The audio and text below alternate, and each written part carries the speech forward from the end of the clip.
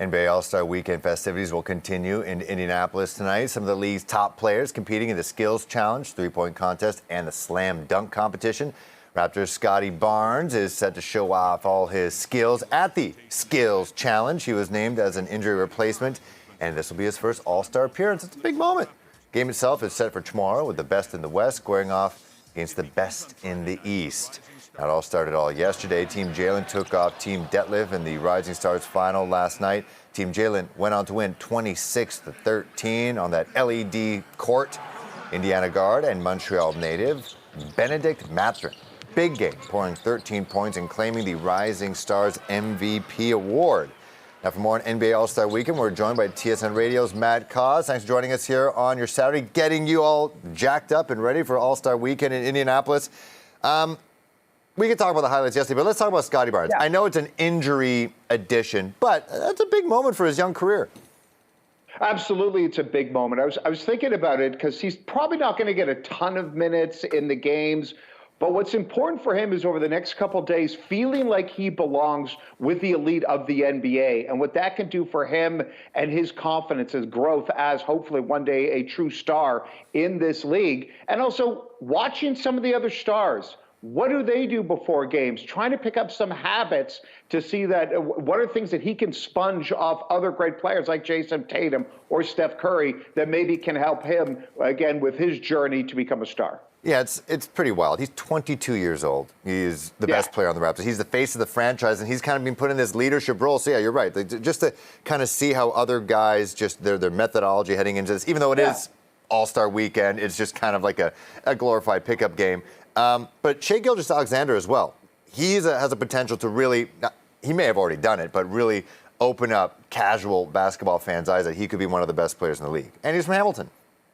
Yeah, yes, he is from Hamilton. And it's a great point, Phil, is that the Oklahoma City Thunder, you don't ever see them on the TNT Thursday night games. You don't see them on the national broadcast. Yes, we know about them, and the hardcore basketball fans do, but there's a huge part of the basketball watching community in North America that has a vague idea who he is. This could be a great chance for Alexander. You know, if he has a great game, he's good enough to win the MVP, and the very least what that does is it just puts more eyeballs on him. His star could absolutely ascend depending on what happens over the next 48 hours. Yeah, I don't know what I would do to get him in a Raptors uniform. I would do a lot of things. I don't know. Yes. Oh, it's funny. We always talk about, what would McDavid be like with the Maple Leafs? How great would that be for the Maple Leafs?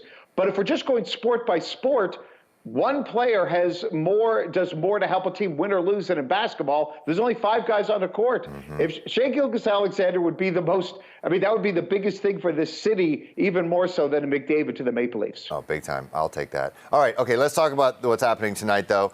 We see it, women's professional sports is, on a jet going up right now. Yeah. And one thing that a lot of people are talking about is Steph Curry taking on Sabrina Ionescu in a 3-point challenge.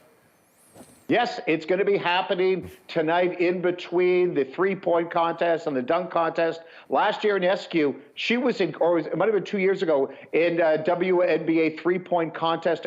She didn't miss. She missed, I think, 2 of 40 shots. It was incredible. Steph Curry was talking about it, wow, I should challenge her. And it's finally going to be happening tonight. The best 3-point shooter in the WNBA taking on the best 3-point shooter in the NBA. It's going to be great. It's going to be just something we've never seen before. It's honestly, I can't wait for it. To me, it's more exciting than the dunk contest. And you're right about women's sports. Look at the Battle of Bay Street last night with Toronto and Montreal in the Professional Women's Hockey League. That was a cool event as well. Oh, it was awesome. It was absolutely raucous. Yeah. It was the complete opposite of what we normally see with Toronto Maple Leafs games, where it's kind of like a church a little bit. It felt like it's quiet. Yeah, it was quiet, but it felt like some of those in those non-traditional NHL markets like a Nashville or Carolina, where tickets seem to be a little bit more accessible to actual fans, and it was raucous. It was great to see.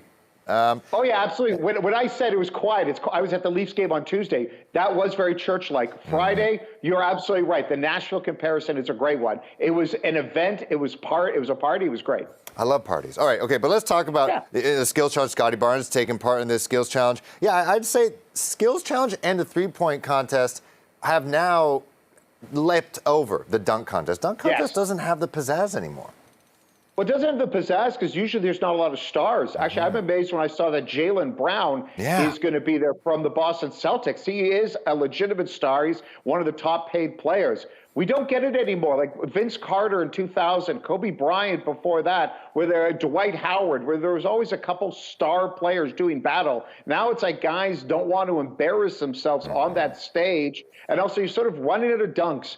And there's something about the three-point contest, just in its simple form, that is always, you can't take your eyes off of it. It's kind of like the 100-meter at the Olympics. It's a very simple thing, and it's just testing who is the best at this one very important act. I agree. The three-point contest, to me, is my favorite part of the All-Star Weekend. Absolute best. I also remember All-Star Weekend used to fall on Valentine's Day around there, and it was always a great time for when I was a single person, all the guys to hang out and watch. But it's already passed, so you can watch anyways. It's all fun. Yeah.